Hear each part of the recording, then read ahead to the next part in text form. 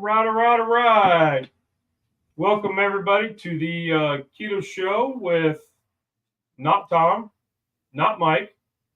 They are out today, so I'm flying solo. And I am live from Rock Hill, South Carolina. And my man, Mr. Mike, is from Piggott, Arkansas. Woo pig suey, huh? I do that when I put them on the smoker. How you been, my friend? Man, I'm doing pretty good. I've been busy, just trying to working hard and playing hard, as Ted Nugent used to say. Yes, so yes. We're working at it, and we're doing good, man. We're enjoying life, trying to help out where we can, trying to get in where we fit in, I guess. So how you been doing? Doing pretty good. Last week or so, I've been fighting the virus. Been getting better each day. The swim team reached out about helping out this year, so I've been doing that the last week or so. Yeah. We are 7.5 months out of scans, and everything was cleared, our 6-month scan. So end of September, we'll have another set.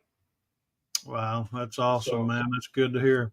Yep. And I was looking back when we were talking about, and I was like, it's been almost 2 years since brain surgery. Yeah.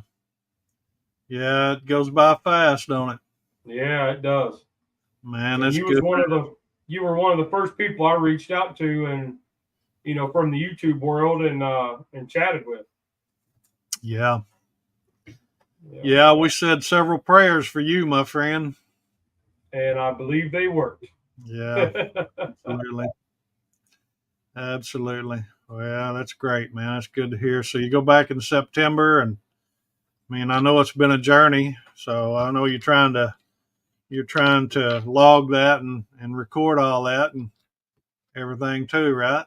Yep. I'm doing. I started doing dailies. Mainly for me as a way to share myself and kind of leave a little tidbit of something for the kids later on. Yeah. Because not every day's blissful. You wake up and you're just like, I'm having a crappy day. Yeah. And you got to be honest with yourself to acknowledge that and move past that crappy part of the day. So a lot of times I get to talking to the camera, but I'm really looking back at myself when I'm talking. Yeah. To try to keep positive, because that's the only way you're going to move forward. Man, you said a mouthful then. That's the truth, negativity, man, it can have a devastating effect on you, whether you're healthy or you're not. And you're on the right track. Just stay positive. And I know it's hard sometimes, but get you some good motivation and, some good scripture verses that are powerful. And, you'll be all right. Comments not working? I don't see anything. Doesn't look like anybody's in yet. But So we met. I was trying to think. I believe that we met over the Lodge Sportsman's Grill. Yes, we did. That's exactly how we come into contact with each other. Way back, the original, or not the original, but the older version. But that's right. I don't know. I think you had already had a video out or something, and I posted one. I don't even remember who reached out to who first, but that's how it happened. Yep. And I think about you every time I pass that grill. Yes, sir. Yeah, I need to break mine out. I know mine's sitting in the garage out there or in the shop and been neglected. I'm gonna have to clean them up and everything. So you know how it goes. You get a new piece, and we all have our favorite pieces, or at least I do. And you got this other stuff, and It's just special occasions, I guess, when you think to break it out. And I need to be doing more of it. And I get a lot of views on some of my videos, and I know you do too about it. It's a constant thing, seems like, because they're portable and they're fairly easy to work with, really, if you just watch what you're doing and try not to get them too hot. That's the key. Have your hot, just like barbecuing, just have your hot zone, your cold zone if you can, which doesn't give you much room on that little grill, but you can still do it. Mm-hmm. And the key's not to, in the sportsman's grill, the key's not to fill it with coals. Yeah, I've made that mistake before. Yep, you drop in a whole chimney, you're searing at 500 degrees and incinerating. Yeah. Yeah, you'll burn some burgers or dogs or something real quick, steak. Yeah. Yeah, I just pulled a piece out of the garage that I got from Christmas. I'd used it a few times as a square grill pan. Yeah. And pulled it out today because it had a couple little spots on it. And I was like, man, not now. So I had to break it out, clean them off, and then use it. So I got to get it back in rotation. Yeah. That's a hard thing, keeping the rotation going. Yeah. I know you've probably seen on some of my videos. One of my favorites is a number 8 3-notch lodge that I use quite often, actually. And it's just a favorite piece. It's just, when I go to grab something, there's a whole stack of stuff right there. But that's the first one I grab, it seems like. I really like using it and the way it works. Teresa's got a Pioneer Woman cast iron, which is Asian made, which is fine. Really, all cast iron originally came from China. That's where it originated from. But anyway, she has this Pioneer Woman skillet. And when she first bought it and brought it home, I was like, I was kind of looking at it sideways, and I thought, well, okay, whatever. So, it took a little while to finally get it up in good shape. But once we got it in shape, man, it's a good user too. And she uses it pretty much every day, or at least 3 or 4 times a week. And so if it's there handy and clean, a lot of times I'll use it. And it's actually a pretty good skillet. I found a BSR Century Series. I think it was a 10-inch skillet. Cleaned it up, and it sat on the stove, and I noticed my wife using it. And I was like, you liking this skillet? Maybe? And she's like, no, it's already on the stove. Yeah. It was clean from the last time I used it, but it was still on the stove. So she's like, I'm just using whatever's here. She's like, it doesn't matter to me. They all cook the same, whatever. I'm like, no, but there's difference, But she's like, no, they're all the same to me. Yeah, she has it's a number 8 lodge, new lodge. It's a signature piece. Has I got 2 or 3. I've got one that's from Cracker Barrel, and then I've got one that is her son gave me from Farm Credit. It says Farm Credit on the bottom. And initially, I wasn't going to use them, because of them being signature pieces. I thought I'd just keep them, but what are you going to do?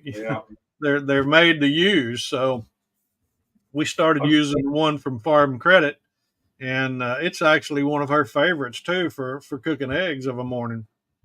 And she cooks everything in coconut oil. I don't know if you use coconut oil in cast iron or not, but I do a little bit. A lot of times we have olive oil laying around or bacon grease.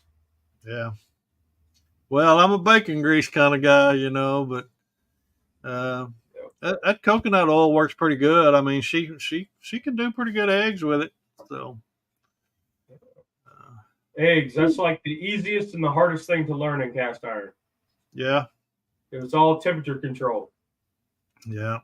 And oil, fat and oil or whatever. But, you're right. That's one of the biggest questions I get on comments, on videos or whatever is, how do you how do you keep eggs from sticking or whatever? And it's real simple, really.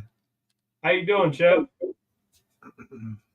So Tom and Mike both had something come up, so we're trying to swing for the fences here. Winging it. We're winging it. It ain't like we had never done this before. I remember you were one of the first guys I interviewed, if I remember right. You were probably, I don't know, you were probably the third or fourth guy I think I interviewed. I don't even remember who my first was. I could look back in my notes there, but when we were doing Saturday Night Live with Mr. Castiron. But yeah, I miss those, man. Those were a good time. I've had a lot of people ask us, and if we're ever going to do that again. And Tricia and I've thought about it. Matter of fact, she just walked in from work, so she may join us here in a little bit. It's just me and Lee. And but anyway, we've talked about it, and it's a lot of it's a lot of responsibility to run a show like you guys are doing. I realize, especially a weekly show. Oh yeah.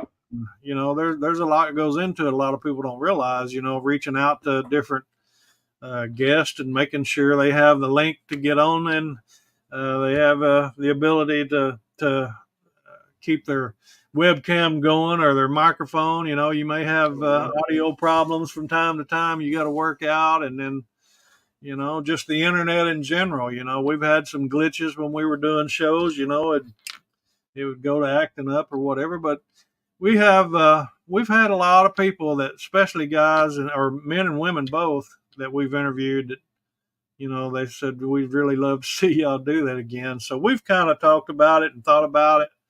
We're real busy like everybody else, and we may consider it maybe like on a once a month deal, or I don't know that we can ever get back to once a week because we just got so much other stuff going on. I can't say that we wouldn't. Yeah.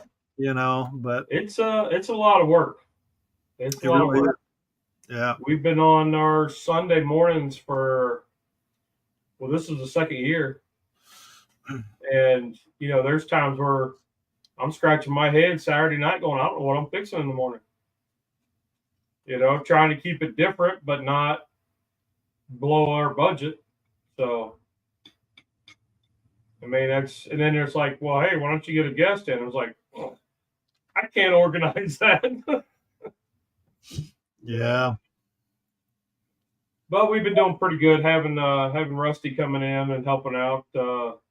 He's really enjoying that, and kind of helps break up some of the craziness. Is he just a friend, or is he related to you, or? No, he's a friend. His daughter and my oldest daughter met in freshman year, 8th grade year, something like that. And they've been best friends ever since. Cool. So we met through them and got a lot in common, and it just stayed pretty close.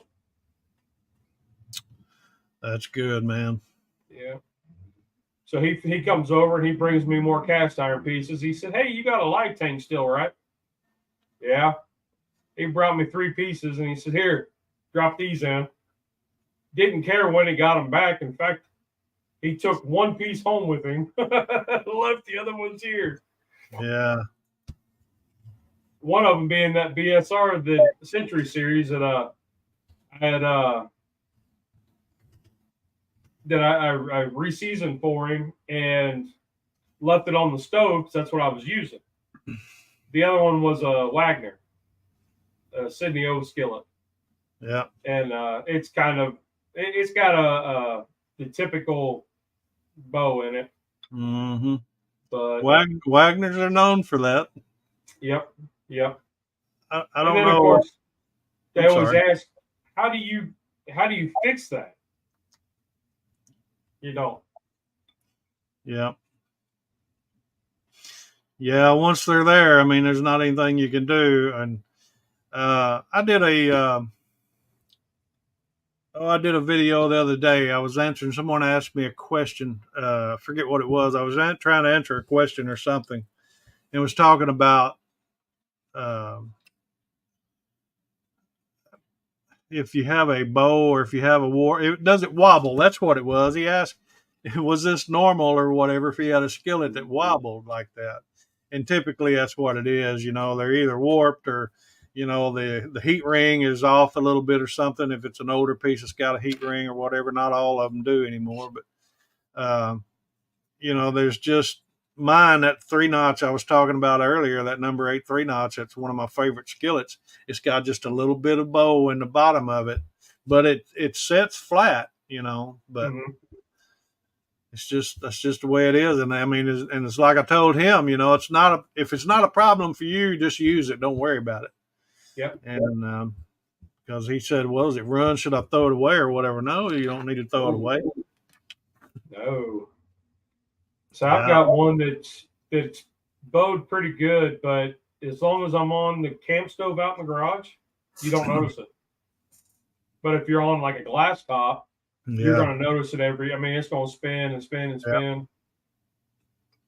But, yeah, those glass tops, well, those are the ones that'll tell on you right there for sure, real quick. And that's another big question I get too is, can I use the cast iron on a glass top? Yep. And as long as it's a smooth bottom, yeah. But if it has the heat ring, I wouldn't. Just because those are known to trap the heat, and then you can crack your glass top. Yeah. Uh-oh. Wow. Uh-oh. Was that you or me? I have no idea. Boy, it flashed, didn't it? Yeah. I think that was a StreamYard deal there. It might have been. But anyway, we're still here. I can hear you. See you. Drunken Chef Barbecue still with us, looks like. So. Yeah. He's a good dude. He cooks a lot with his daughter. Oh, yeah? Yeah. I'll have to go check him out. I haven't, not familiar. Yep. Yeah. So do you get any, I'm trying to think of how to phrase it.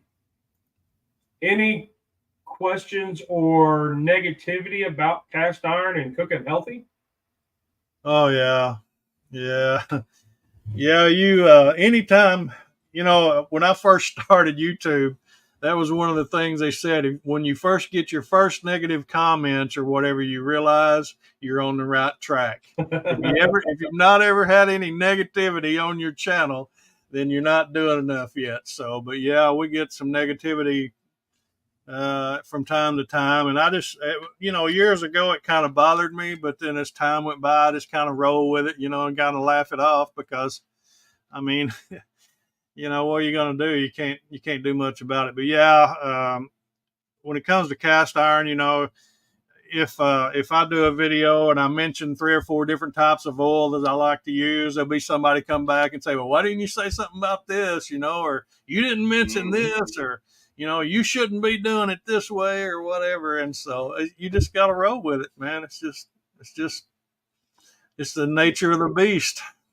Yep. As soon as you start washing a piece of cast iron with Dawn soap, oh yeah, oh my goodness, yeah, the floodgates open.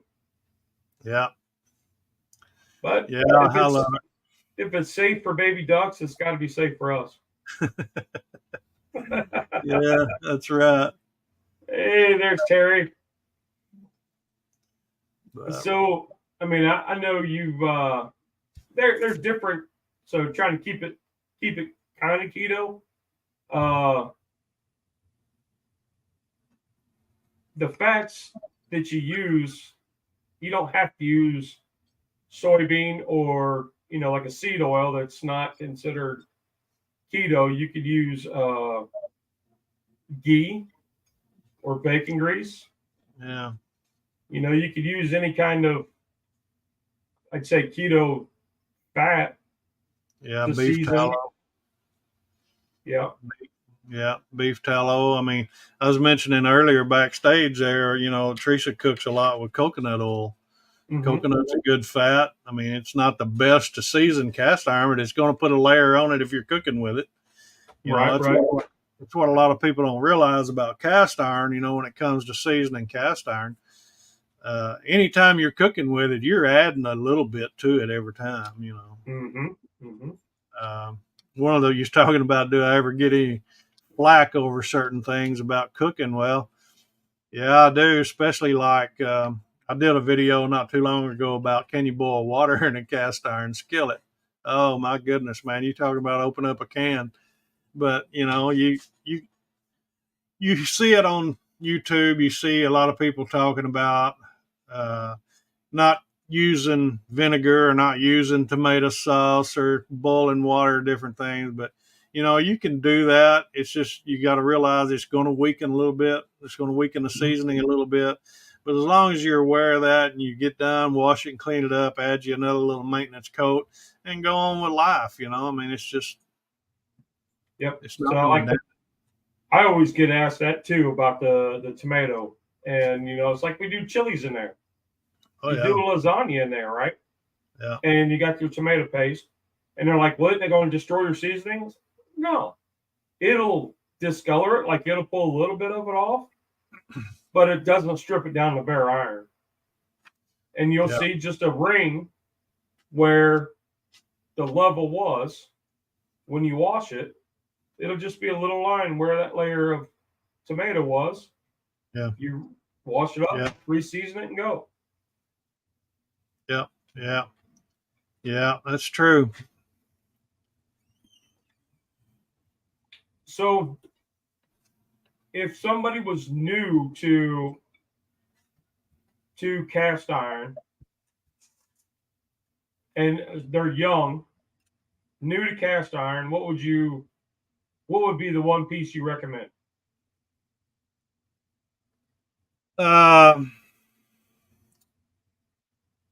It's really going to boil down to what are you planning to do with it? I mean, is it something that you're just going to, once or twice a year use or whatever? If it's something you may use once a month, or, if it's going to be something you're going to try to use daily, it's just going to boil down to that.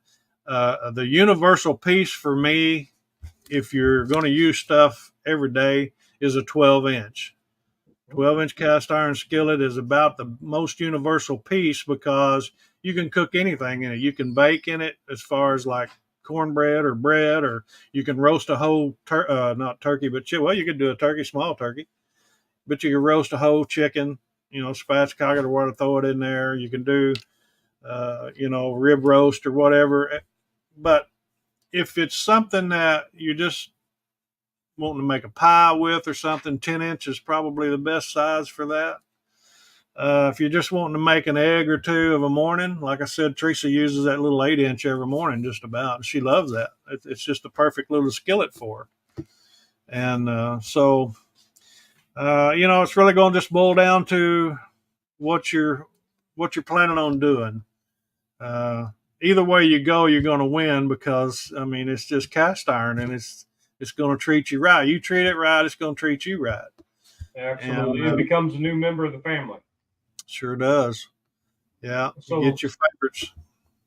Like my oldest daughter, I had bought her the Buffalo nickel skillet from Lodge, and she didn't use it very often, and it got rusty and crusty, and I fixed it, and now it's like a wall hanger. Okay, fine. But she wanted a piece, so we got her an enamel Dutch oven, a 6-quart, and that's easy.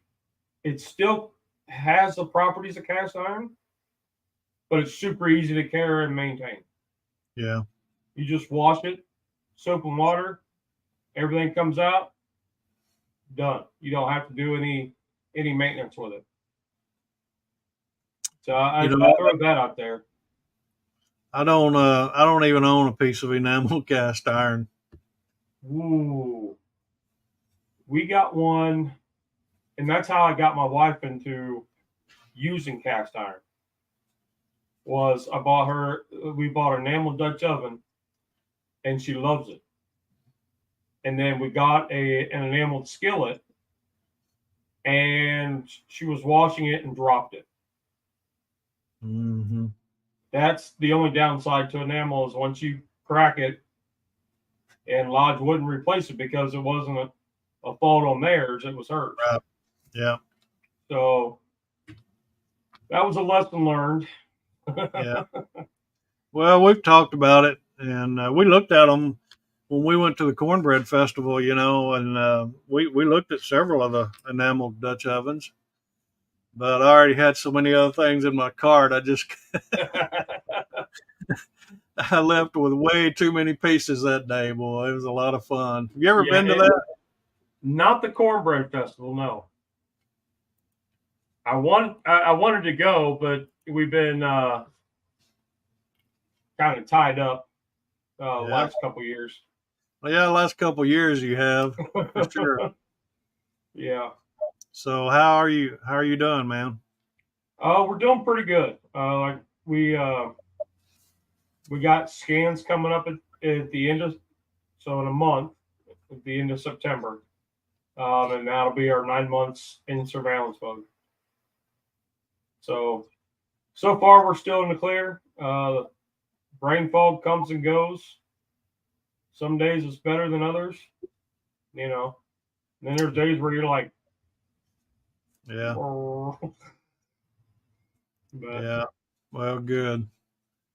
September each day's new adventure. What's that? September, you said next month sometime you go for another one? Yep, towards the end. Yeah. Yep. So we got we're still crossing our fingers. Yeah.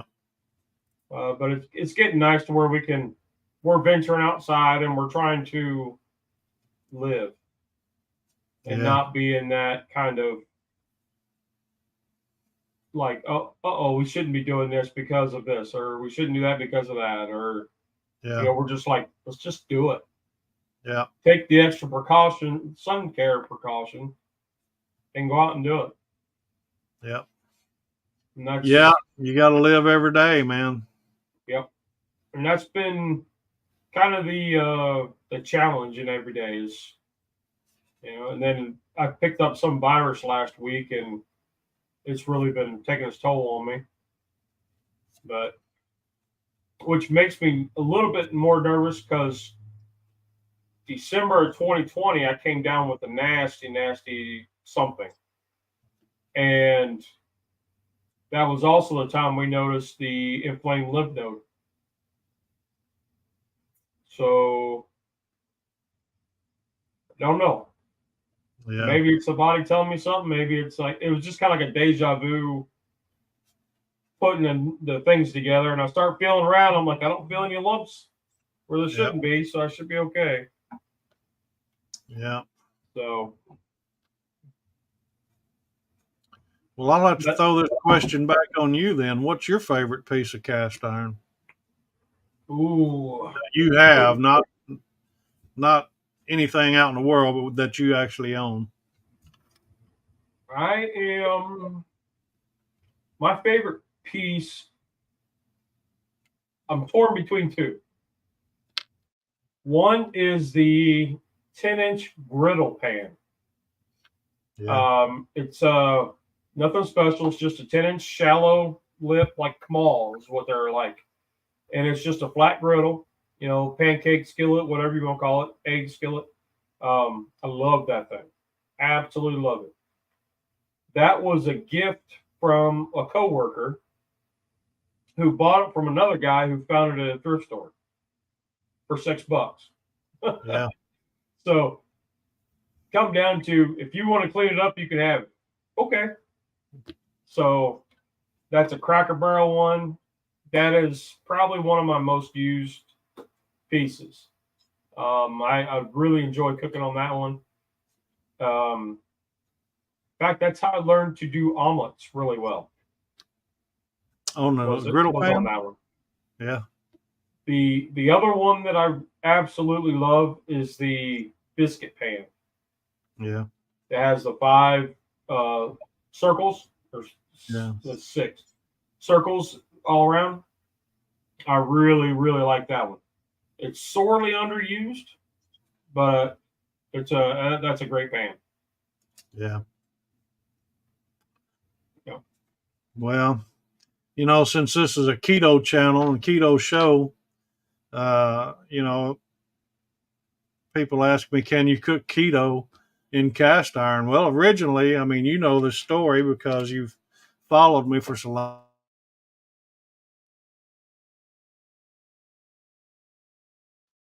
Uh-oh.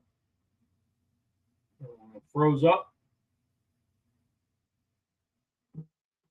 And how we met and everything, but well, I've got good internet. There we are. I got good internet on my end, but that looked like a StreamYard deal there to me. It might be because mine's sound good. Yeah. But you can cook anything in cast iron, just like keto or any type of cooking you want to cook. You talk about those biscuit pans, you could make, what do they call, shuffles or whatever. You put eggs in there with ham and cheese. Yep, the chaffles. Yeah. Bake that in there. Freeze those or whatever. Or if you have any left, there might not be any of them left, But we did. We were doing a Dutch oven cook. We were doing a Mountain Man breakfast. Oh yeah. And it wasn't the actual Mountain Man breakfast, but it was a version of that where you used waffles instead of taters. Or tater tots, yeah. Yep. So I made up a bunch of chaffles, and that's what we broke up and put down in the bottom instead of waffles, and then did our Mountain Man breakfast on top of that. Turn out okay? That turned out pretty good. Yeah. Rusty was pleasantly surprised. Yeah. He gets like that because he's very picky on what we eat, what he eats. And I'll throw something out. I'm learning, let's try it. Yeah. And he's like, wow, that was actually pretty good. You don't know until you try it. Yeah. I'm sorry. Go ahead. Well, go ahead. Well, I was just going to say the sweets is the problem me and Teresa have. For a long time, I was doing carnivore and she was doing keto and everything. And then, I mean, if you ever fall off, it's like, the problem is the bread and the sweets for all of us, any of us. And, yep. Some of that different stuff, I didn't like the taste of it, but there was a lot of stuff that I do and still eat today, but I don't know if you call me dirty keto or what, but I don't like the labels where we have to be a certain kind of keto.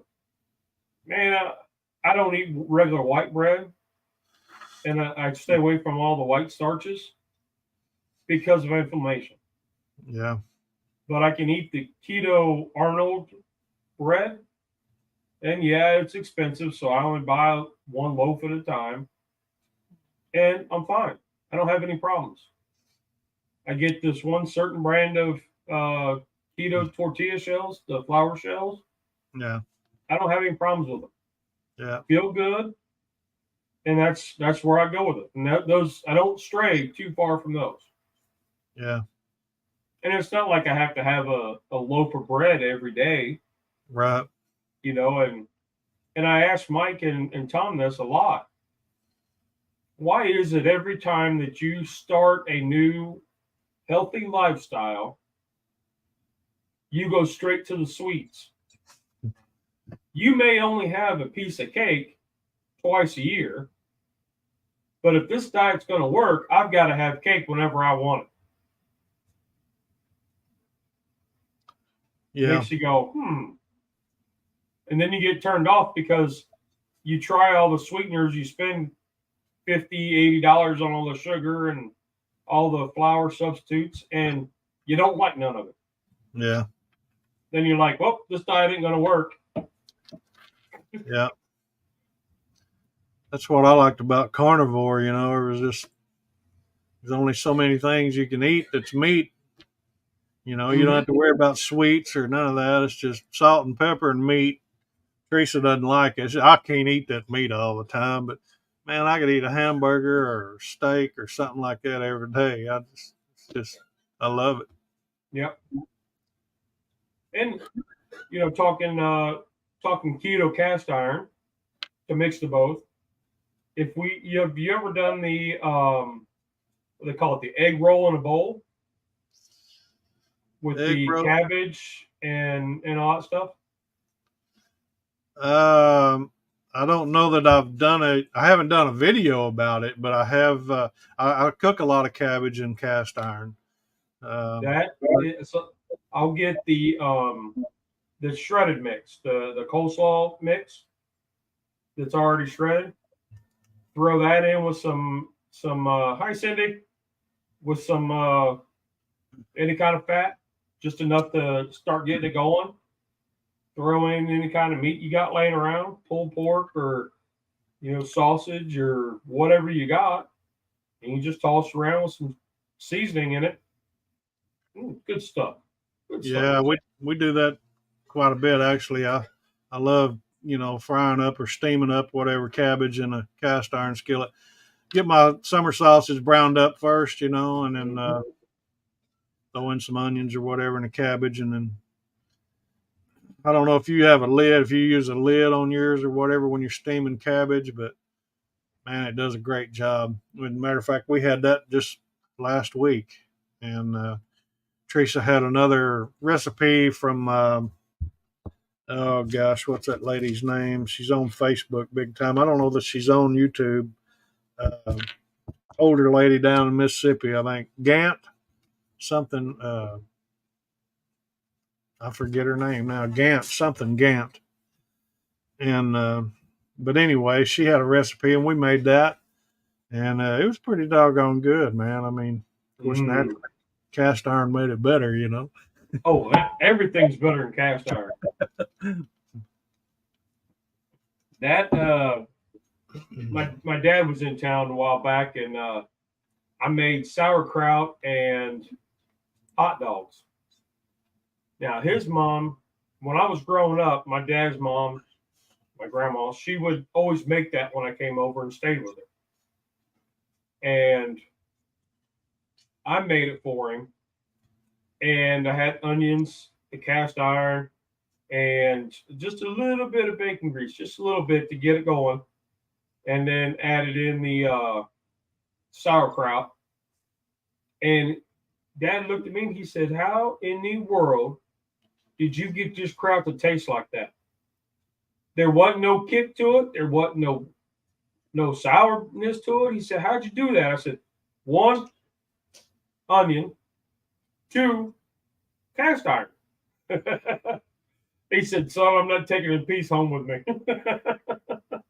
Yeah.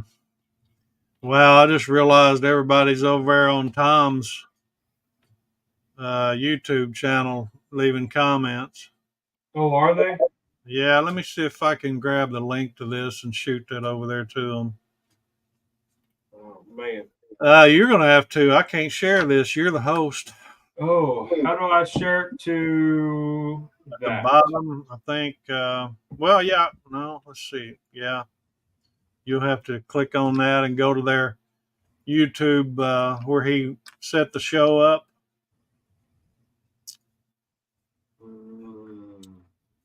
I didn't even think to go back and do that earlier when you sent me the new link. That's why ain't anybody in here. Well, I didn't know you could do that.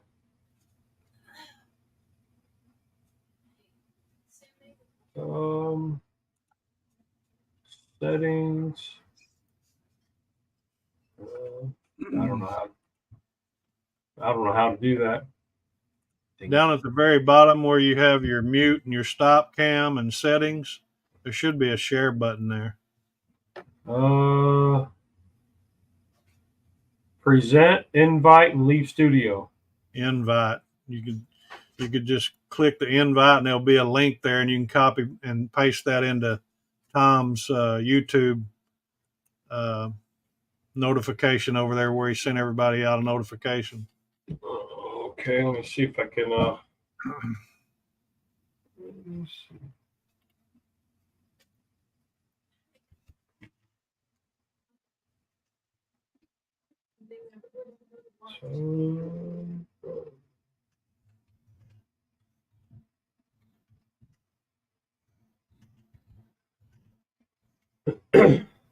Trying to bring it up on my phone.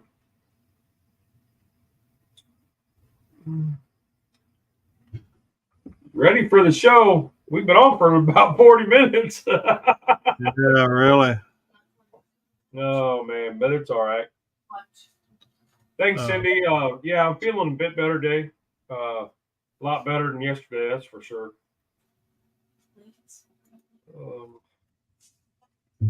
Trying to get in over here on Tom's thing I'm spinning. Yeah. So, well,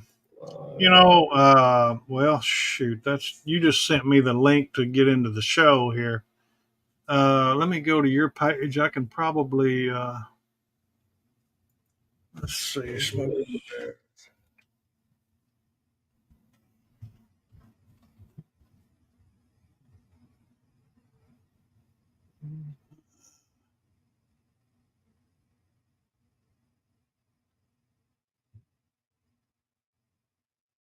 now I'm trying to type. I still have a lot of trouble multitasking. That's like something that's really rough for me right now. Yeah.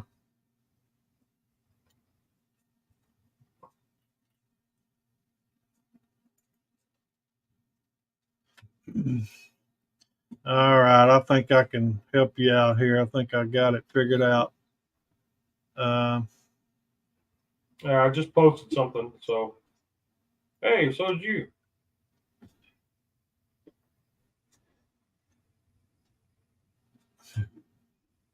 All right, we'll see what happens. All right. But, so yeah, we were talking with the dude, and he was, he used to do, Terry says, make me a mod, I can do it. How do I do moderators?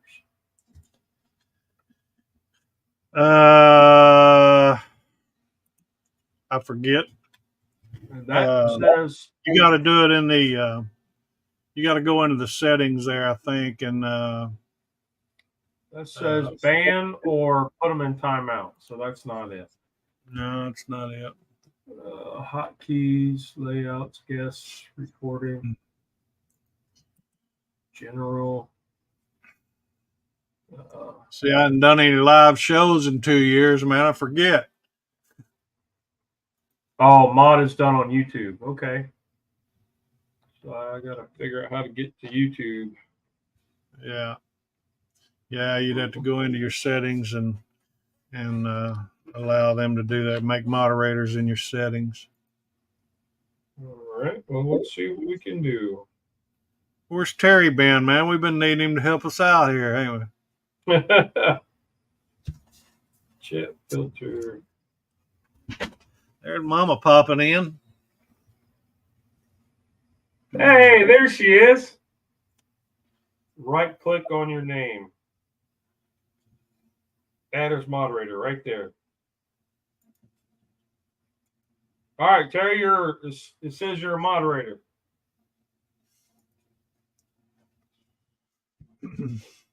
Oh, it did. That'd be my first moderator ever.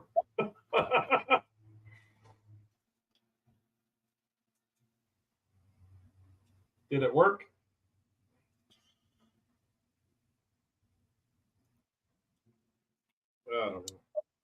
Anyway, so I see Teresa's in.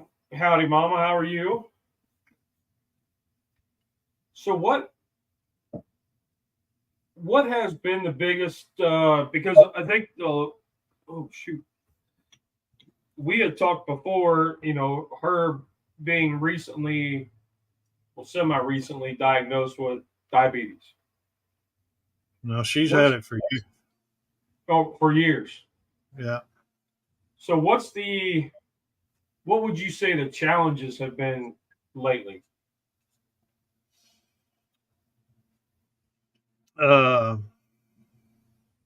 She's probably gonna come in here and throw something at me, but she's a sugarholic. She's a Oh, she's a junkie, man. I mean, she is a sugar junkie, and that is her biggest challenge. I mean, she said at one time, uh, probably made the most sense to me of anything. Uh, she was talking about, well, I don't know, maybe we'd visited her doctor or something anyway. He was talking about, what's this and what's that or whatever. And she turned to me later after we left. She said, I like cake. I like pie, just like everybody else, yep. and I want a piece of pie, Mm-hmm. So, but for her, I mean, sugar's an addiction that it's like, I don't know if you ever smoked or not. I used to smoke years ago back when, I was a long haul truck driver and I run coast to coast and everything. I smoked, had a cigarette in my hand, and a cup of coffee in the other hand, and hammer down, but, Yep. uh, if you never smoked, you don't know that addiction. You don't know that craving. And sugar's the same way for her, man. I mean, it's a craving that she has. And it's like she put in here in the chat, I'm a sugar addict. At 10 steps, you've admitted to it, and you, Teresa. But Hey, I'm right with you. That has been one of the. So I have an addictive personality to begin with, I do too. That's my problem. and when I quit smoking, I was in my early 20s. I quit chewing about 6 years ago, and I quit drinking about 8 years ago. And I've since substituted all that self destruction with sugar, Yeah. with food. And that has been probably the hardest thing to get past the barrier. Yeah. Because I'm like, you have those days. You just wake up and you're like, screw this, I'm going back to bed. But you can't. And what do you want? Junk food. Yeah. Because it makes you feel good. It's that endorphin rush. Yeah. When you have that Hostess cupcake, and then an hour later, you're like, I get it. Yeah. I'm constantly having to make her feel bad, beat her up, why'd you buy that? Why'd you bring that home? Because what happens is, talking about an addictive personality, man, I have very little self-control when it comes to things, and I can be easily persuaded. That's the way I've been all my life, you know, and Yeah. so she'll bring that home, and who's going to eat it? You don't want to waste it because you spent the money on it. Somebody's got to eat it. Yep. And Yep. I've always been a big ice cream eater. I love ice cream, and so that's a hard thing because when it's gone, I'll tell her, won't you give me a tub of ice cream or whatever? Well, I can't eat that. So she's been buying what's it called, yogurt, and that's pretty good, frozen Then yogurt. my wife got her sister bought her one of those Ninja Creamies, so she can make her own ice cream, and she does it keto because it's heavy whipping cream, half and half, almond milk. She doesn't put any sugar in it. She does like a protein powder or coffee or whatever, and vanilla flavoring, and they come out great. No, they're Yeah. not like what you buy at the store, but for homemade, never done it before, it satisfies the craving, and you don't get the spike. Yeah. Did you say OMAD? Huh? Did you say OMAD? Oh man. 1 meal a day. Yeah, I'm not on that one. Oh, okay. No, I'm not on the OMAD yet. You ever done intermittent fasting? I don't know if it's really. I don't try to. So if I eat at like 9:30, 10 o'clock at night, it may be noon or 2 o'clock, maybe 4, depending on the day when I get hungry again. Yeah. And that's when I eat. It's not really like I say, oh, I can't eat until X time. And then, like I set a certain time for fasting. It's just when I'm hungry. Yeah. And with the wife's schedule, I try to have something ready for her at lunch at 12:30. And some days I eat with her. Some days I wait until after she's done. And while I'm cleaning up, then I'm like, oh, okay, now I'm hungry. So there are some guys that get on the chats here that are very strict, and I look at it as if I tell myself I can't do something, I'm too stubborn. I'm going to do it anyway. Yeah. Well, I'll tell you, man. I mean, there's several different ways you can do that. 16/8 is a good one. I mean, if you're first starting out, I've done the 16/8 intermittent fasting where, you eat everything you want to eat in an 8-hour window, and then you don't eat anything for 16 hours. So if you stop eating, say at 4 o'clock in the afternoon, or say 6 o'clock in the afternoon, and then you don't eat again until the next day, somewhere around noon or so. And I mean, it'll actually work pretty good, and it'll help you, to kill off some of those sugar cravings, and kind of help you lose some weight. But I'm not one much to talk right now because I'm not doing any of it. Yeah. You have those days where you're just like, the only thing that sounds good is a jelly donut. Well, but I don't do that. But I know if I go and have a jelly donut, that turns into 4. Yeah. And then my legs hurt and I feel fat and sassy and my sugar's up, and then I'm like, so you have to really think about it. And then that little voice, Tom gets up here, Mike gets up here. Do you really need that jelly donut? You're gonna feel like crap tomorrow.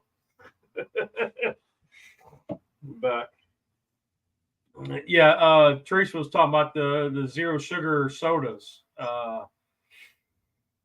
I'm terrible at those too. I've always been a soda drinker since I was little. We grew up in the time of the glass bottles of Pepsi and Mountain Dew, and I lived off Mountain Dew up until I was diagnosed as diabetic, and then I had to learn how to like diet sodas, and the only thing I could drink was Diet Coke. And now it's Coke Zero or Diet Sundrop. Well, I'll drink a lot of water and lemon, and drink a lot of coffee. I don't drink near as much coffee as I used to, but I have. I'm a coffee guy. Yeah, I have several cups every day,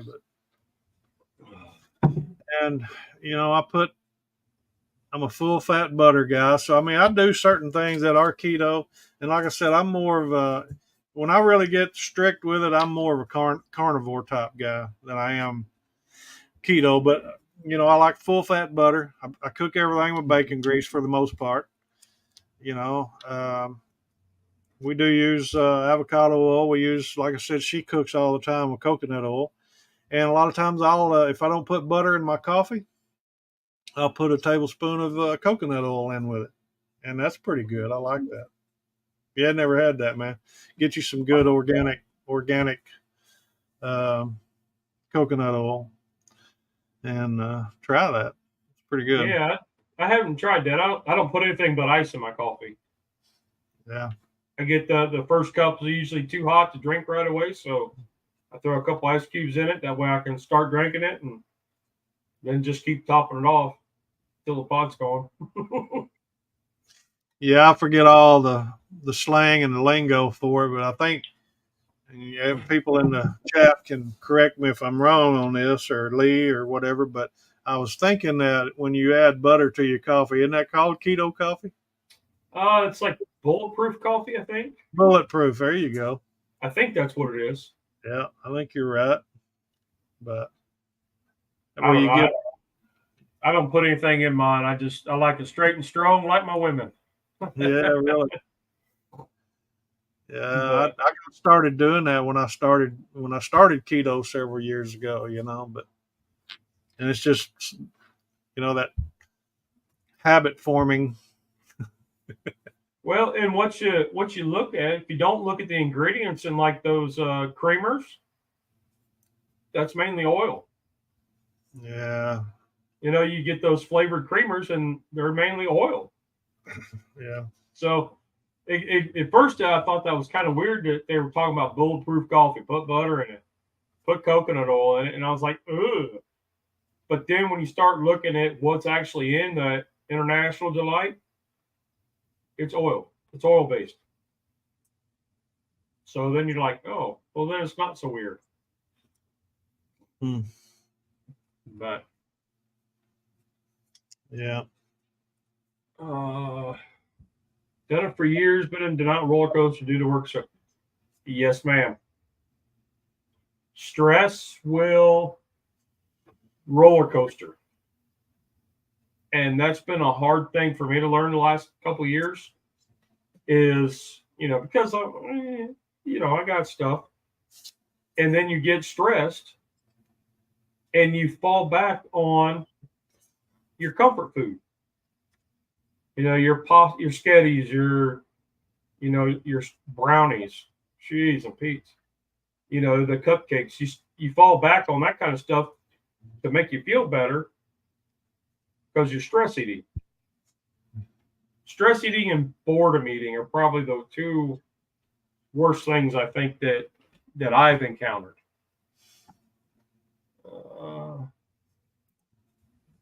Cindy said, "Yep, bulletproof. Yep." Got scared straight on sugar recently. Eye problems. Yep. So my buddy, Rusty, who's on our Sunday morning live, his type 2, his eyes got really bad. And it scared me pretty bad because he's 6, 7 years older than I am. So really not that much older. And his sugar was out of control. He had one eye, the retina was completely detached. And the other one was hanging on by a thread. And he had 8 surgeries in one and 9 in the other. And I mean, at best, he's legally blind. And that's scary. Yep. All because of sugar. Yep. Something that it could have been managed, but if you don't know, you don't know. I mean, he was raised that, you got it. That's just how it is. It was, when I got it, there was books on what it was, but not how to prevent it. So, and that was in the 2000s. Yeah. And now we're finding all these health benefits and things to do and the research behind what causes that and how to keep that from happening. So, 20 years ago, we didn't have that. So it was just, I remember my grandpa leaning up against the doorway in the kitchen and shooting an insulin shot every day, twice a day. That was just what you did. You ate a decent meal, or what they called a decent meal. It had all the food groups, and then you shot your insulin if you needed it. Yeah. But fortunately, though, I mean, the kids nowadays still don't want to. They see the problems and they're like, yeah, mine are at that age where we're not old enough for it to happen to us. When that was the age that it started with me. Yeah. Actually, probably all the prior stuff all the sugar stuff was before then. The habit forming. that's when you learn the comfort foods and the stress eating and all that stuff. Let's see. Type 2 with eye problems. Man, Terry, that stuff, it does scare me. Neuropathy, having the sugar so bad that you can't feel anything, oof, yeah. It's some scary stuff. And, you think, I'm too young for that to happen because, it was my grandpa, he was up doing insulin shots. And, and reality is we're not that far away from our grandparents' age when we were watching them. Does that make sense? Yep. But yeah, Teresa and I went back when I had my health issue that got me started down that path several years ago. I guess that was probably, I don't even remember now, 2018 maybe. I don't even remember. Maybe 17, I'm not sure, but it was well before COVID. But we were doing a lot of research on different things on, of course, naturally YouTube. You can find out anything you want to find out on YouTube, mm-hmm. But I ran into Dr. Ken Berry over around Nashville, and I watched a lot of his videos and listened to him. And he's pretty straightforward and down to earth kind of guy. But he'd have different people on, and interview them or whatever, and he would talk about and make mention of different people. But there was a guy that, and I forget his title. He had a long-legged title behind his name. I can't think of what it is now, but his name was Jason Fung, Fung, and he's all about sugar and endocrinologist, I guess is what he is, or I don't know if that's right, but anyway, he always said, it doesn't make a lot of sense, and what he says makes a lot of sense, but he said it doesn't make a lot of sense to give a person sugar to get their sugar down. Yeah. So if you're giving a person insulin to get their sugar down, it just doesn't make any sense. Yeah. I mean, it goes against all reasoning. Yeah. Cindy was on. So she was on last week, and she referenced the doctor that she was interviewed by, who was a surgeon. And after we all talked, and she put up a link to that video, and I watched it, and that was a really good video. And even though this guy's a surgeon, and this is kind of what Ken Berry does and what I like about him, Dr. Baker, that's who it is. They talked to you. They didn't talk over you. Yep. And even though that they're, PhDs or whatever, they know better, but they talk to you. And that's what I found. I gravitate to is the doctors that are no BS. I mean, I've had way too many doctors in the last 2 years. And the ones that are down to earth and they say, hey, here's what's going on. And they talk your level. Those are the ones you end up having that connection, that respect for. Yeah. And you end up listening to them instead of just like another doctor, more meds, Yep. Fong is a kidney doctor. Yeah, Cindy said Dr. Baker. What is his first name? Do you remember? I seem like I've listened to some of his stuff, but I'll look it up and I'll send you that link to her video. Unless she can put it in or Terry can put it in. Sean Baker, she said, yeah, that's right. Sean, yeah. Yeah. But that was a good conversation that they had, and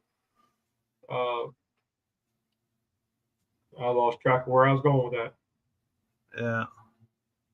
Yeah, there's several people out there trying to tell the truth, about it, and that's what I liked about Ken Berry. He just shot a straight shot, because he was having problems himself, and so he felt like when he realized the truth, he was betraying his patients by trying to have them do something that he wasn't doing himself, you know. Mm-hmm. And it is kind of hard to be, like I'm up here on the keto show, and I'm more low carb. I mean, if I want a piece of pie, I'm gonna go get a piece of pie. It'll be half the size of what the fat kid in me wants, but I'm going to get a little piece, and I'm not going to have as big a dinner as I would have had. Yeah. So, but that's also where I know if I say I can't have that, if I say I can't have pie, within 3 days, I'm eating a whole pie. Yeah. That's just me. I mean, Teresa used to talk about her grandpa and that they ate, they ate 3 meals a day, but he would only eat so much on a plate. It was just one portion. It wasn't seconds. They ate just what was on the plate, and then he would have a small piece of dessert. And he was slim. I mean, he wasn't, overweight. Well, so my grandparents, I remember my grandpa and my dad was telling me about this, that he would always have half a piece of bread with his meal. And, he'd have whatever kind of meat and then vegetables and then, a small cup of fruit or half a banana or whatever and half a piece of bread. And I didn't, at that time, I was really young. I didn't understand why grandpa couldn't have a whole piece of bread. So the one day I was there and, he's eating and I said, Grandma, can't he have a whole piece of bread? And she said, why? Well, he's a grown man. He should be able to have a whole piece of bread. And she's like, but he doesn't want a whole piece of bread. Cindy's asking what happened to Mike and Tom tonight. So Mike had hand surgery the other day, and I talked to him a little bit before we went on, and he was heavily medicated. We'll put it that way.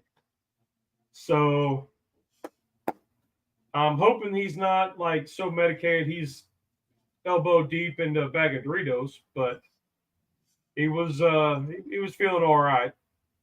And Tom had an emergency that came up, so not quite sure what's going on there, but he just called and said something was up. So I said, well, we're going to wing it, Mike. And he said, okay. So. Yeah, we're winging it. Just me and Lee. Yep. And it's good to talk to you, Mike. It's been a long time. Yeah, it's been a while. We used to text each other every now and then. We ain't done that in a while, but yeah, we were talking, I don't know, earlier about the show that Teresa and I used to do on Saturday night. You were one of the first ones, I think, that we interviewed. And Dave DeBomb Smoke, you know who I'm talking about? Yep. He commented on one of my videos not too long ago. And I was like, man, I remember that talking with him. Yeah. Yeah, he's back to making videos again. His wife has been pretty sick. I think she's got possibly Alzheimer's or something, but anyway, he struggles with that.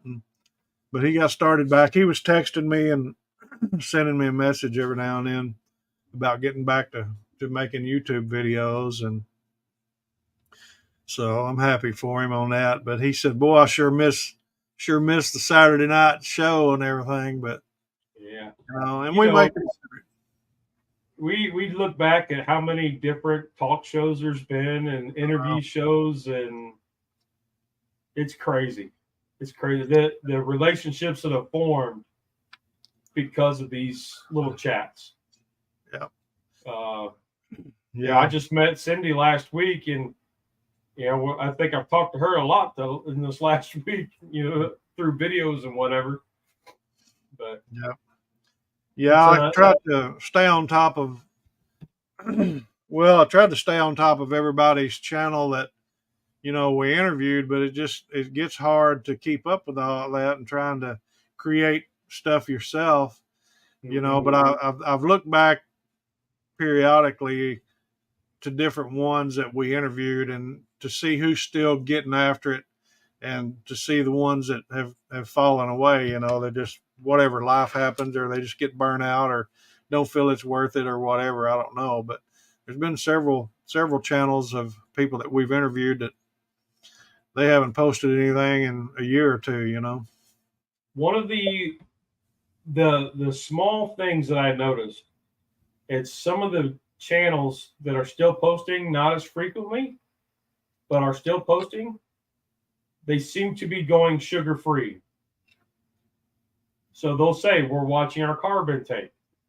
Yeah. And I don't know how many other people pick up on that, but I was like, boom, I got to put you on the list, because that's what the Mike and Tom want to take the show, is to bring in people from different backgrounds and cooking styles, making healthier choices. And how do you do that into a space like barbecue, like cast iron? How do you take, you don't associate keto with cast iron. Yeah. But when you look at it, you're sauteing just like you would in a nonstick pan. Yeah. But it has healthier benefits, because you're getting little bits of iron leaching out into your food. It's easy cleanup.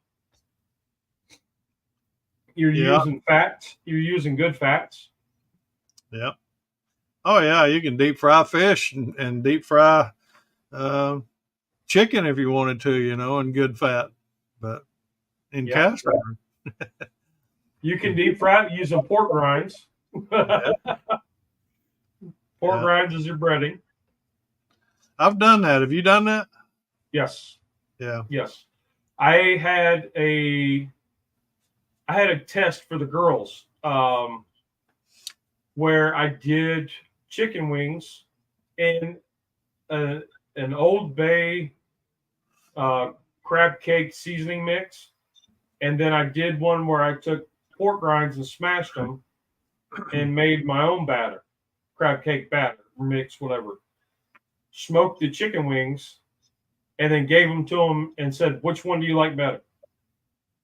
And they loved the pork rind one better. Yeah.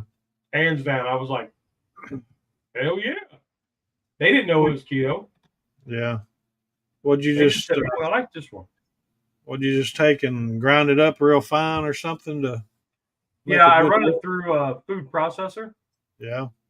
And basically make the breadcrumbs, and then I take it out of there and I put it into an old coffee can, like the little plastic Folgers can.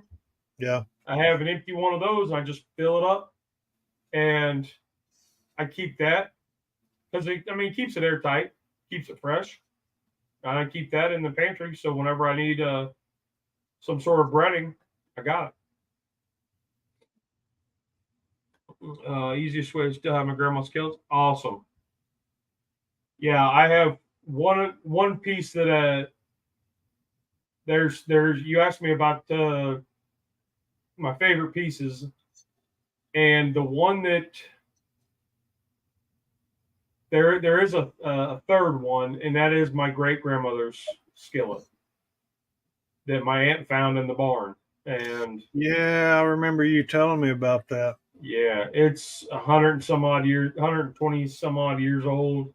Yeah, it's a beautiful piece, and that is my bacon cooker. I love cooking bacon in that. Yeah. When my aunt gave it to me, I didn't know that let me re-season it for her, because she found it in the barn, and she was like, if you can clean this up, great. I said, okay. I said, I can use it. She's like, that's fine. Well, then I got ready to get it back to her, and she's like, no, it's yours. I'm like, what? She's like, it was always meant to be yours. which kind of blew me away. And I was still going through the brain stuff, and so there was days where I would connect to the ancestors, trying to learn how to make biscuits or frying bacon in that skillet. Yeah. When you're feeling pretty low, and you just need that little bit of hug, Yeah. culinary hug. Yeah, there you go. You pull out a piece like that, and you just connect with all the like all the ancestry behind it, and Yeah. that's what I love about cast iron.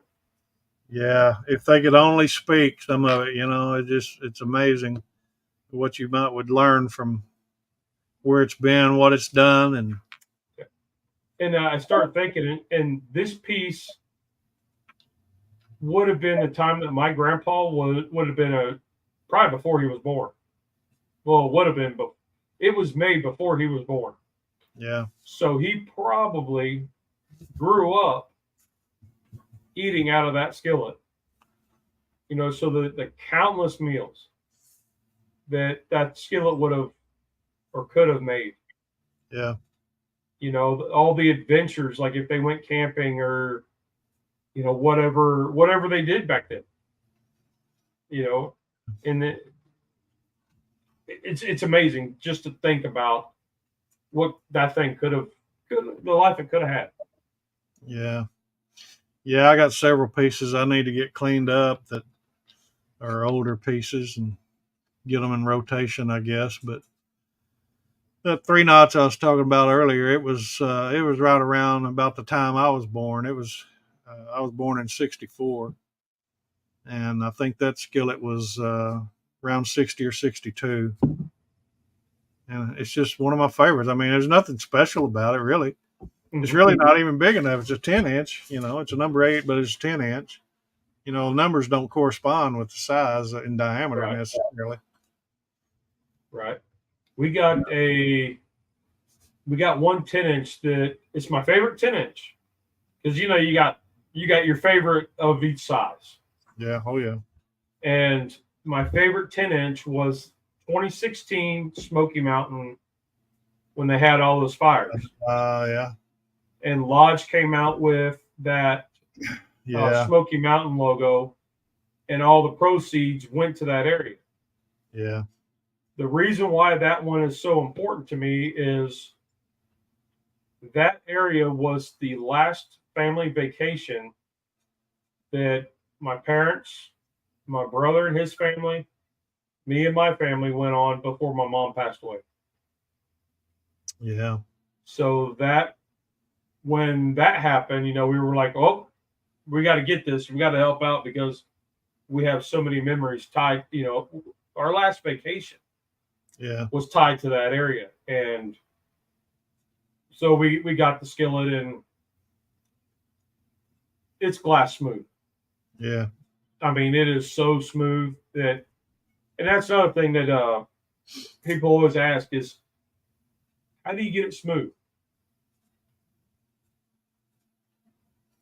You asking me? Yeah. Yeah. Before I answer that, I just want to say, when Teresa and I went to the Cornbread Festival, we went through the factory tour and everything. And then later on, they opened up their new museum, and we went back over there, and I seen that skillet, Smoky Mountain. I don't have it, and I imagine if you went on eBay or somewhere to try to find it, it'd probably, carry a pretty decent price. But yeah, I really like the looks of that. And so I'm glad you have one of them. But maybe one day, I'll run across one or something, because that's the thing about cast iron. You never know what you're going to run into. Yeah. And, especially if you go to yard sales or flea markets or whatever. We haven't been yard sailing in a good while. We used to go every now and then, and we used to go to flea markets quite a bit. But, it's just, I only got so much room, But anyway, to get back to answering your question, man, how do you make a cast iron skillet smooth? Well, I mean, it's pretty complicated, actually. There's there's a scientific process that you have to put in place, and it's called cooking in it. You got to cook in it. Yep. You know, that's how you get your cast iron smooth, is cook in it. That's what I always say.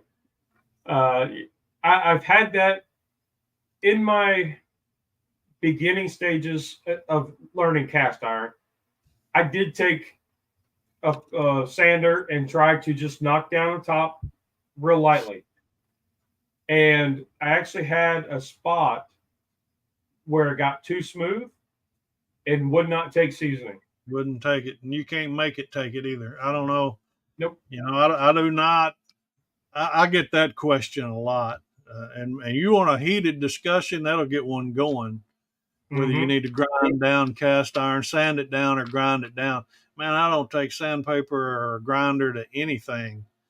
I mean, unless it has, if it has, you know, some kind of slag or burr on it, you know, I had one that had a little small burr on it. You know how I got rid of it? A metal spatula. I was cooking bacon all the time, and when I would flip my bacon over, I'd feel that piece, and before long it was gone. You know, it just smoothed out. But you know, maybe for that reason, you would take some real fine sandpaper or something to knock just a burr down. But I don't recommend anybody grinding or sanding on cast iron because no, what I like doing with a new piece is those green scratch pads, like the 3M pads. They're not real abrasive, but they're, you know, they are at the beginning. Yeah. And I'll wash it and use one of those, and that'll help knock down the high spots. Yeah. And then cook it. And then when you wash it, you use that green scratch pad, just go around it to get anything stuck off of it. And within months of using it, it'll be glass smooth. Yeah. There's Steven popping in there. Oh, there's my buddy Steve. Happy birthday, Steven. Man, I hadn't talked to Steven in so long. I feel so bad. But that's another one we were talking about doing interviews with, you know, and I see he's still getting after it. So that's great. He's been working a lot too. Okay, Teresa's got a question. Yeah. Anyone eating at the restaurant at the Lodge Museum? See, when they opened the museum, they didn't have the restaurant open. And we got an email. Oh, it's been, I don't know, what, a year now, maybe, since the restaurant's been open now. Because we didn't go to the Cornbread Festival this year. But last year, the year before last, we went to the opening of the museum. I think it was last year. Is that right? I don't know. Yeah. I remember seeing the video. Yeah. Yeah. I have not been there yet. It's a pretty cool little deal, really, what they've got set up. You know, I mean, there's certainly, I mean, they've put a lot of thought in the history of it. Of course, I mean, Lodge has been around since 1896. You know, they've got a lot of history. And there's no other American-made cast iron company around that still has history, like documents. Yeah. Wagner's probably the closest, and they closed up in what, 98? Probably. Yeah, somewhere along in there, 96 or 98, something like that. Interesting fact, I grew up in the same town, the outskirts of Sydney, Ohio. Yeah. And, I mean, we just knew it as a factory. Yeah. I wasn't into cast iron. My parents weren't into cast iron. So, you know, we had the Magnolite. We were in that. You know, we had that stuff laying around. But the last trip I was a couple months ago back to Ohio, they just got the bill passed to tear down the old Wagner building. Yeah, I seen that. It's pretty sad, really.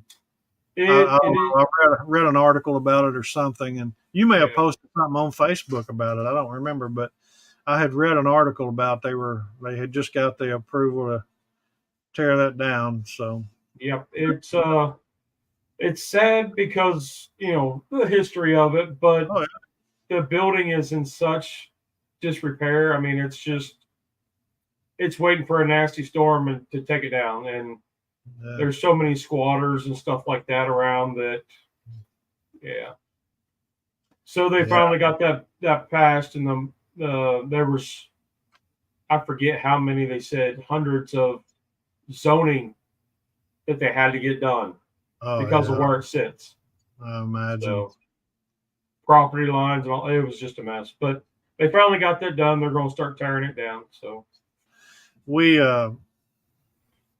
took a lady from our church over to it's in Tennessee or in Kentucky, actually, over by what's it called, Land Between the Lakes or something like that. Over there's a place called help me out, Teresa. What's the name of that place? Patty Ann's 1800 Settlement or something's the name of the restaurant. And anyway, on our way back, I kind of got sidetracked. We were talking, and I wasn't paying attention, and I missed a turn and went down um, through one of these old towns. Well, I ended up in Martin, Tennessee, and of course, there's Martin Cast Iron. And I told Teresa, I said, "Well, I wouldn't mind coming back over here sometime, just to go through some of the flea markets to see if I could grab me a piece of cast iron." But all that yeah, old I stuff, keep, I mean, it's around. You can find it. yeah, yeah.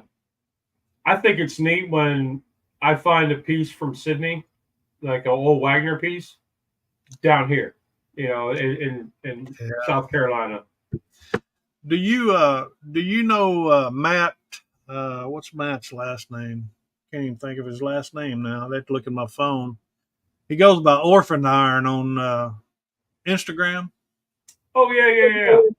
Well, we met him at the Cornbread Festival. Of course, I had my Mr. Cast Iron shirt on. Teresa had hers on, and we were walking down the fairway there, runway or whatever, because they had a carnival set up and everything. We were over by the factory store, and him and another guy come up and was talking to us. So we met them, and I follow him on Instagram, and he's got a YouTube channel too.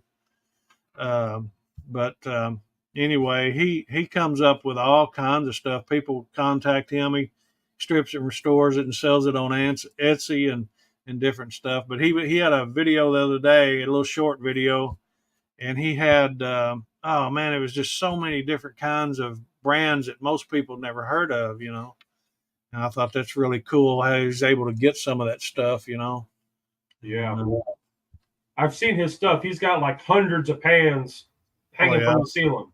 Yeah. Yeah. If you go to, you can find him on Etsy. He's got a store where he sells it. He restores stuff and sells it. And he's got several pieces for sale. I guess he does it full time because, I mean, when you see the amount of work that he does, I mean, you'd almost have to be full time at it to do it. Right. So I'm happy for him, but really a good guy. I mean, we enjoyed getting to meet him, and I forget the other guy's name. I've got his card somewhere, but anyway, he's another YouTuber. So has Teresa given you the what am I going to do with this stuff when you're gone speech? You can't bring any more in unless some goes out. I get that all the time. What are we going to do with all this stuff? She said it just yesterday. I have a couple skillets. Yeah, good night. But she said it just the other night. I got a piece that I can't talk much about because it's going to be a video coming up soon. So, but anyway, we had another piece that I did a short video on, and it's been a little while. But anyway, I haven't done anything with it. It's brand new. It's not been washed and cleaned up. I haven't cooked in it, and I don't plan on it. It's the American Eagle signature piece from Cracker Barrel. I don't know that I'm gonna cook in that one.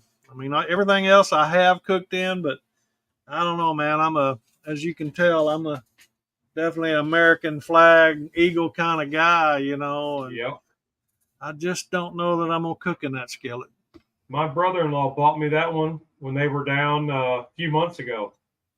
and surprised me. I was like, they handed it to me, and I was like, oh, wow, that's really cool. You'll get a lot of use out of that. And I handed it back to him. And my nephew says, what am I going to do with this? This is for you. And I was like, oh. So I got it hanging in the garage still with the paper on it. Yeah. Because I have found 2 pieces now. One was a BSR Century Series, and one's an old Lodge, 3-notch. Both are unseasoned. One still has the paper. The paper blew off at the sale. Yeah. And I was like, what do you do with these? Yeah. So the BSR, you can, when you look inside the skillet, you hold it up and look inside, you see where that paper was. The glue, the imprint. And I'm like, what do I do? And I'm like, I'll set it over here and I'll come up with something later. Then I found a Lodge 3-notch. I think it was a number 3 that still has the label inside it. The guy was like, oh, I'm pretty firm at $15. And I was like, man, I hate to do this, but I'll give you $15 for it. I was like, that's a little rich for my blood, buddy, but I think we can swing that one. Yeah, we could do that. I think we could do that. And then, of course, the wife's like, you keep bringing this in. What am I going to do with this stuff? And I was like, you'll get $3 for it at a garage sale. Yeah, we talk about that. We've got 2 or 3 shelves of stuff that, it just keeps piling up, and then, like I said, I've got getting ready. I heard you mention earlier talking about that one skillet. If you had a lye tank or something, a friend of yours brought a skillet or something, but I got to get my lye tank back up and running, and I've got several pieces I need to work on, and it's finally starting to cool off a little bit. So hopefully I can get a lot of that done here before long. Not here. It's still 90 plus. Yeah. Well, 90 at like 10 o'clock at night, it's still like 90 degrees. Yeah. We've had kind of a cool spell come through past couple of days, but so hopefully we can get a bunch of it done. And I'd like to make some videos about it too, and share some of that because some of them are pretty cool pieces. But I got an old tea kettle in the tank now. It's been in there soaking for about 2 or 3 months now. Yeah. I keep putting that one off because it's going to be a pain in the season. Yeah. I've got several pieces that for some other people that I need to get cleaned up too. That's on my list of to-dos.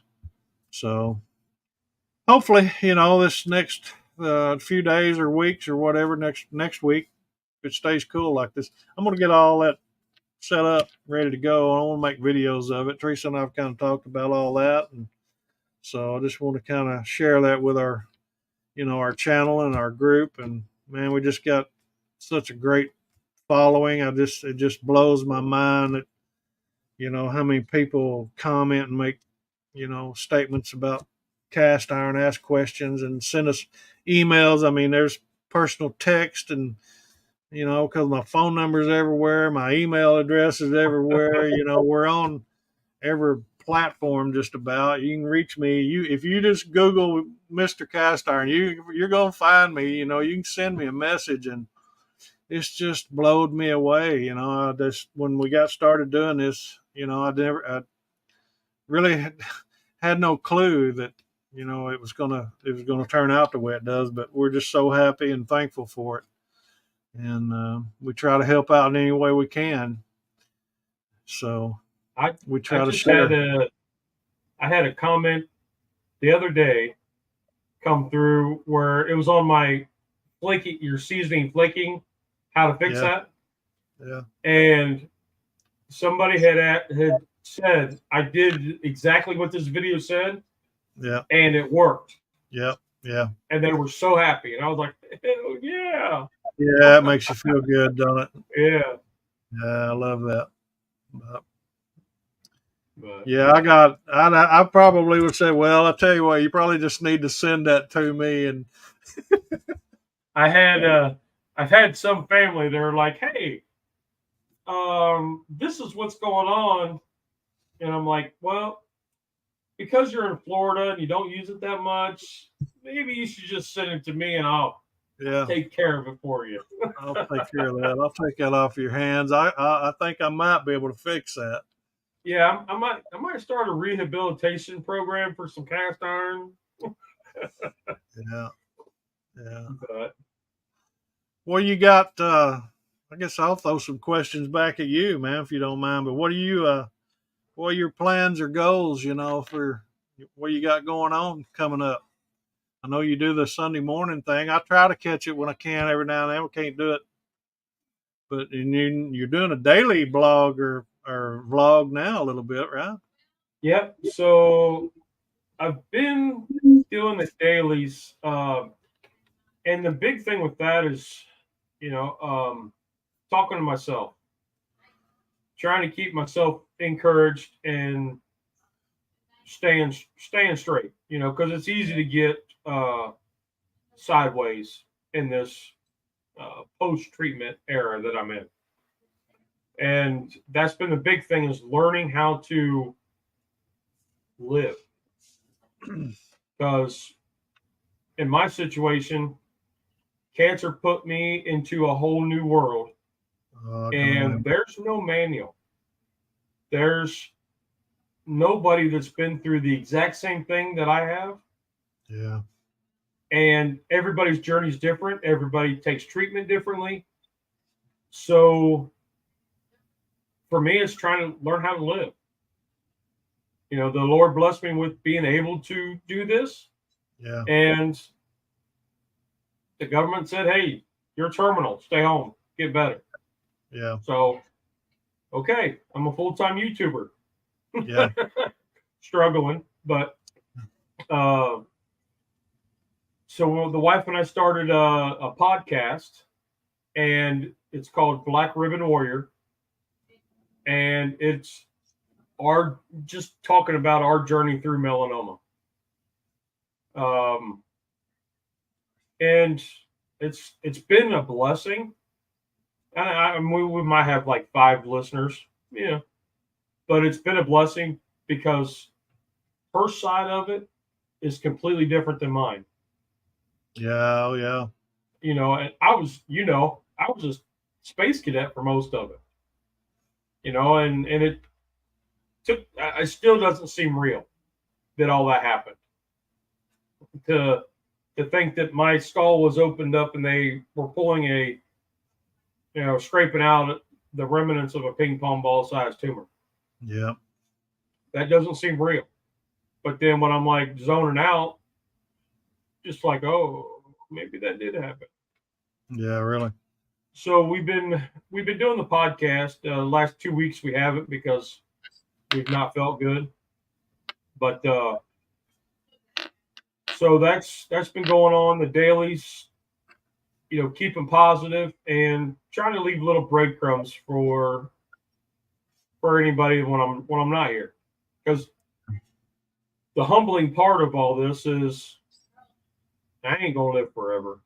Yeah, I'm hoping to see 90. I got a long way to go, but I'm yeah, hoping to see that. But you know, instead of writing a journal, because my handwriting's terrible and I don't type so well, yeah, it's easy to video it, and yeah, and I've gotten some comments from people that are like, "Wow, man, you're going through stuff that I can relate with. yeah, You're real." yeah, And there's days where you just don't feel like cooking. You don't feel like doing anything. So what do? And that's kind of what I'm showing, and trying to show that post cancer isn't just doom and gloom, or it's, oh, that thing that you had a while back. How is that?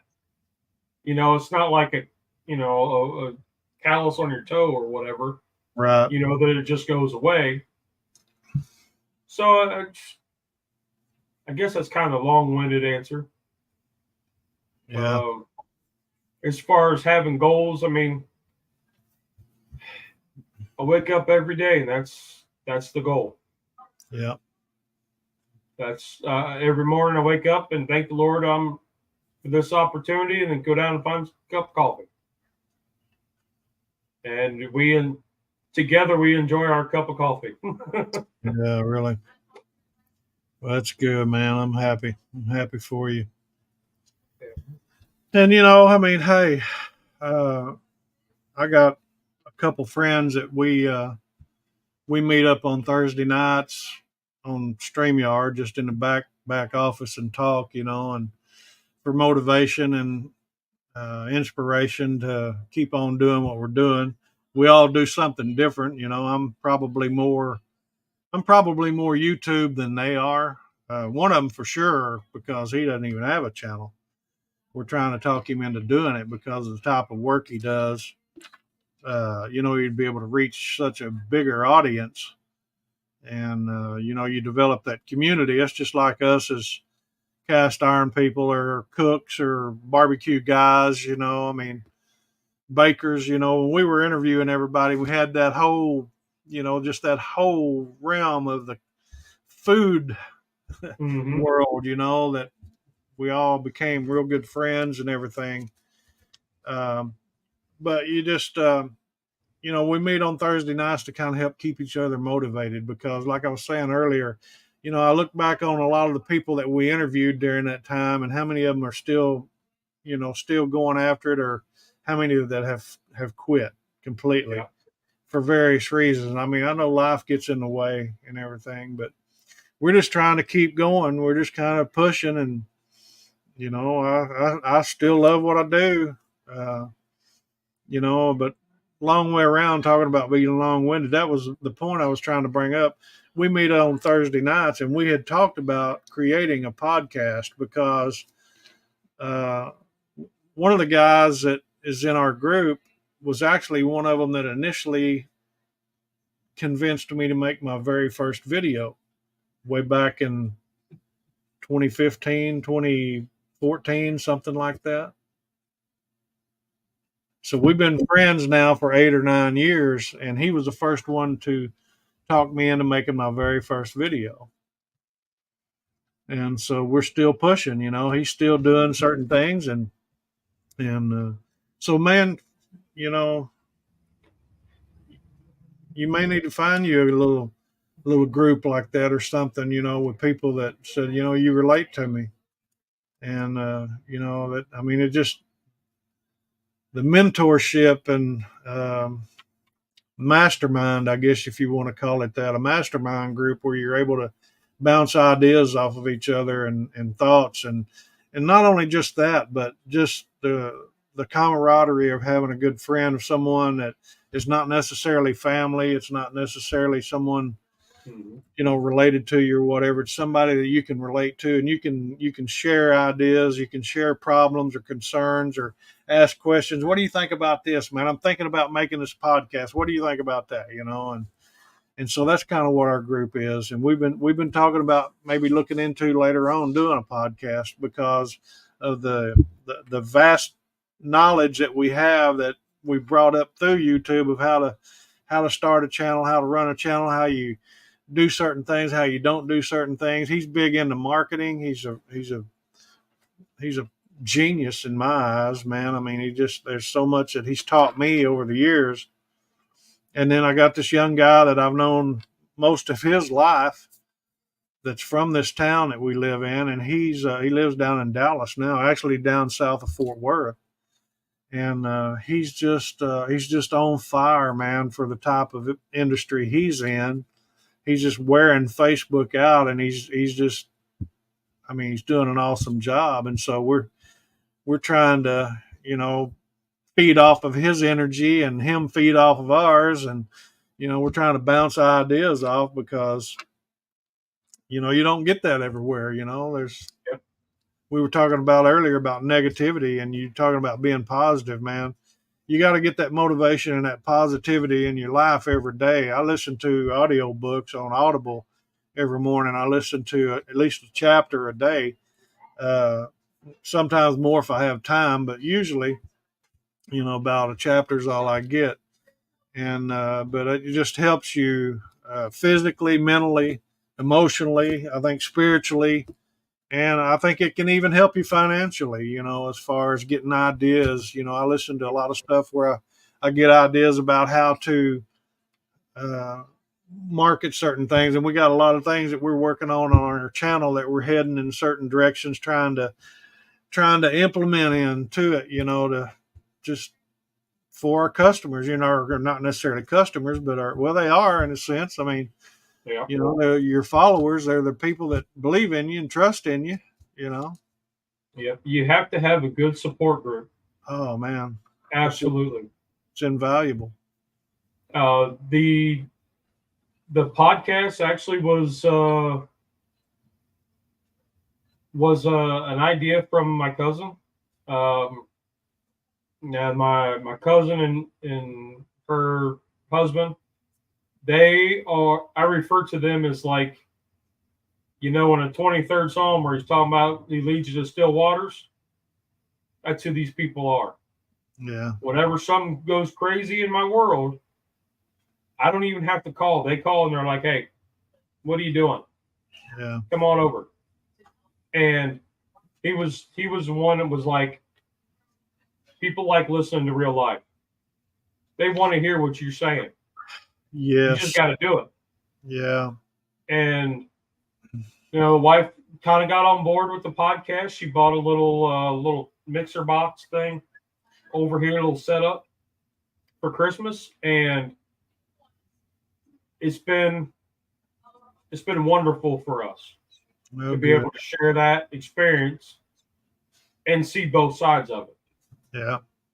And I've actually had somebody, I joined a Facebook group, and that was big because I didn't, you don't want to talk about it all the time. You don't want it to be in your face all the time, but at the same point, this is who you are. This is a part of you that's not going away. And there was a lady who commented that she Googled, melanoma stuff, and the podcast came up, and she fell in love with the podcast. That's cool. Because she could relate with my wife's point of views from, because she was just starting this journey. Yeah. We've been through it. And then there was things that they hadn't even encountered yet to keep an eye out for. So that, where you get a little bit of help, where you get to where somebody finds that little bit of nugget, that they take out of that. And I've always had a negative view of myself for as long as I can remember. Yeah. So to be able to look myself in the mirror and tell myself it's okay, you're still a rock star. What? Rock on. But if you can do that in the mirror, you can even close your eyes. As long as you're standing there talking to yourself in the mirror and say that you are awesome, that'll change your day. Yeah. And it's just something small like that I have to tell myself. Yeah. And then I've had to tell that to my daughters. Go in there, close your eyes, don't even turn the lights on. It doesn't matter, but you're there. You're talking to yourself. It's okay. Because this same time tomorrow, you're going to be a different person than what you are today. Yeah. The same time yesterday, you're a different person than what you were 24 hours ago. And that's hard to rationalize. And that's kind of where things I've learned. And to be able to share that, somebody finds that little bit of, hey, thank you, and here's part of my day. Yeah.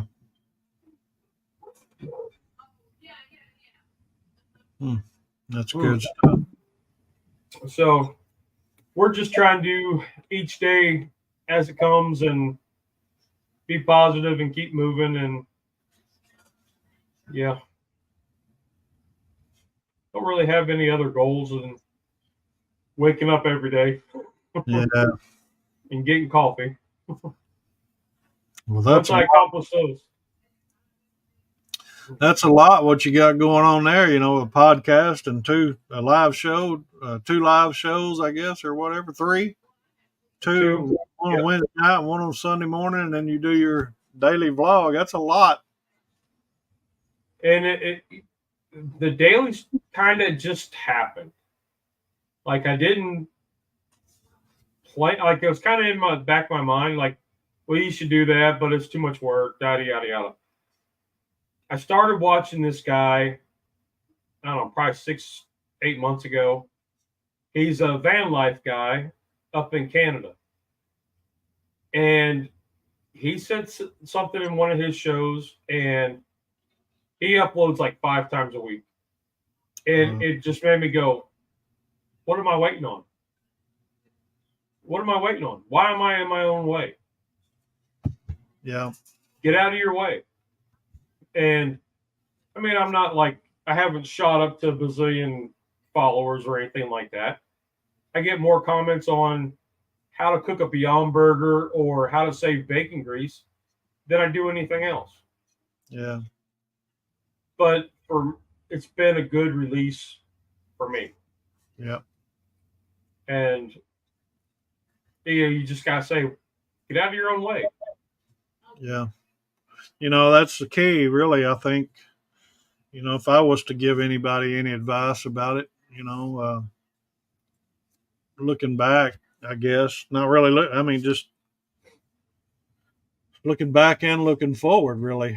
I think the key to it, like you say, when people are asking you questions, is just help. I mean, we're here really to help someone. We're trying to give them help with a problem that they have, and that's what's great about YouTube. People are looking for a problem. They're either looking for a laugh or they're looking for a problem.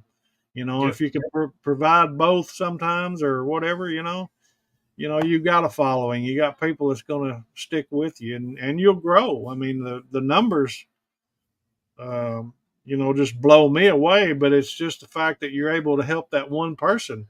You really, when you get a comment or a question, you're focused on that one person, but that person was just brave enough to raise their hand and say, "Hey, I've got a question," but there was 5 or 10 others probably had the same question that didn't ask, and so we're able to help, and it grows your channel.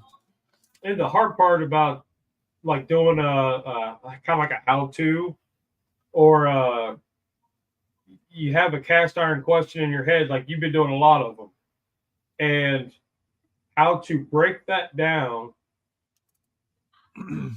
to almost like elementary kid could understand it. Yeah. To where you don't go, it's easy to follow, but it's not too dumbed down.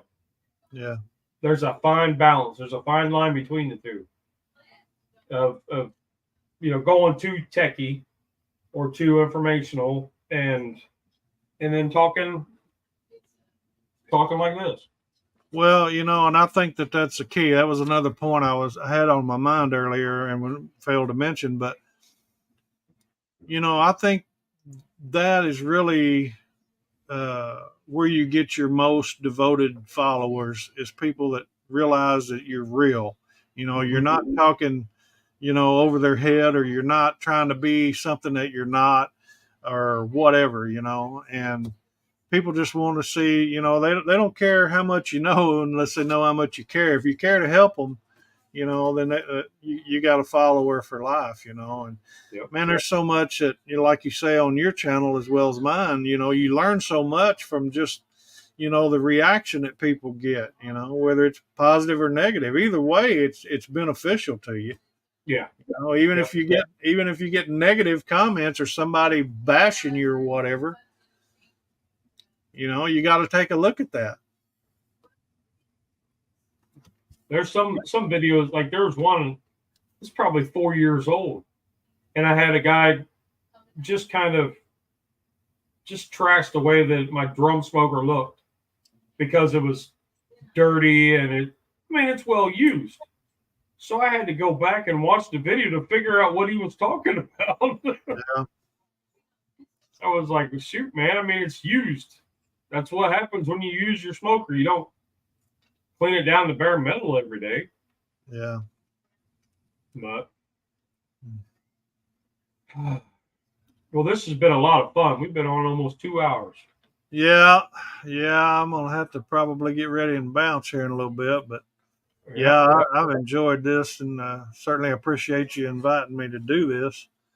And I wish all you guys the best on your ventures. Hope Mike and Tom get to feeling better and everything, and you too. I mean, I follow you and think about you quite often, actually. Yep, you guys have you and Mama got a special place right here. Well, same here, bud. I can tell you that for sure. So, well, I will. We'll go ahead and get off here, and when the guys are feeling better, we'll try to get you back on. That way, you can meet Mike and Tom, and then they can ask you more keto questions. Be happy to do that sometime. So, all righty. Well, give Mama a big hug for me. I'll do it. I think she's still here. Yeah, I can hear her. She's on the phone. She helps a lot of people around here in the town and community, and she gets a lot of phone calls from time to time. So I can hear her in there talking to some lady now. But anyway, but yeah, I will, and I appreciate it. Tell your group and everything hello, and hope everybody's doing fine. Kay's getting ready to move back to college this weekend. Yeah, probably about that time. Yep. So she's got stuff everywhere. Y'all are going to be empty nesters one of these days. Soon. The youngest one's doing online schooling for the first semester. So, but after that, she's planning on going somewhere else. Yeah. So, yeah, and that's the other part of learning how to live post-cancer is also with kids, no kids in public school. Yeah. So we're able to do whatever we want. Yeah. And not have to worry about what the kids are doing. So, yeah. But, that's good. All righty. Well, I'm going to get out of here. And thank you for entertaining us. It's been a blast. Well, it's my pleasure. I certainly have enjoyed it, Lee. I appreciate you. Sure do. So we will hopefully next week the Keto Show will be back on with the guys. And with that, what's my saying? Oh, every day may not be a good day, but there's something good in every day. Hey, I like that, man. Sounds good. Rock on!